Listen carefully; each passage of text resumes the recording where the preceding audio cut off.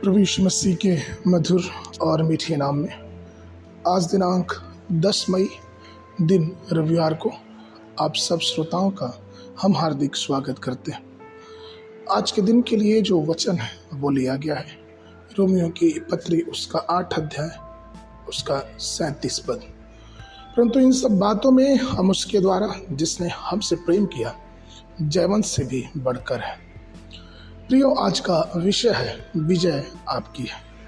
हर शब्द हृदय में दुख और निराशा लाता है, लेकिन विजय शब्द हमेशा हमें खुशी से भर देता है और हमें परमेश्वर की स्तुति करने के लिए प्रेरित करता है। प्रभु ने हमसे अधूरी विजय की प्रतिज्ञा नहीं की, बल्कि पूर्ण विजय देने का वादा किया है।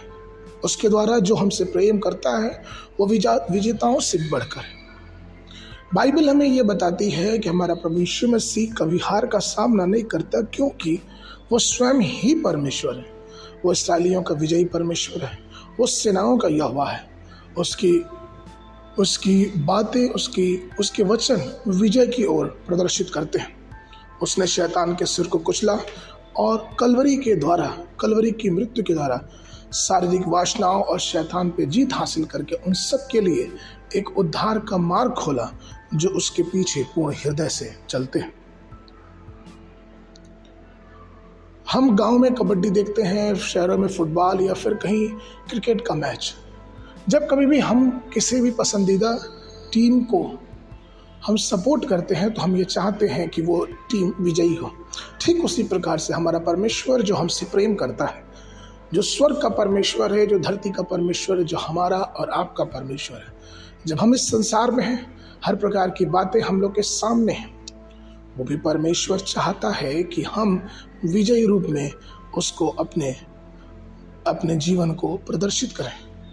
प्रकाशित वाक्य 21 का 7 वचन ये कहता है, जो जय पाए वही इन वस्तुओं का वारिस होगा और मैं उसका परमेश्वर होऊंगा और वह मेरा पुत्र होगा। स्वर्ग उन लोगों से भरा है जिन्होंने विजय हासिल किया। कोई भी व्यक्ति जो पाप और प्रलोभन से हारा हुआ रहता है वह स्वर्ग की विरासत में नहीं जा सकता। इसलिए परमेश्वर के प्रिय लोगों, भले ही आपने अतीत में असफलताओं का सामना किया, लेकिन इस बात को हमेशा ध्यान रखें कि हमारा परमेश्वर विजयी परमेश्वर है।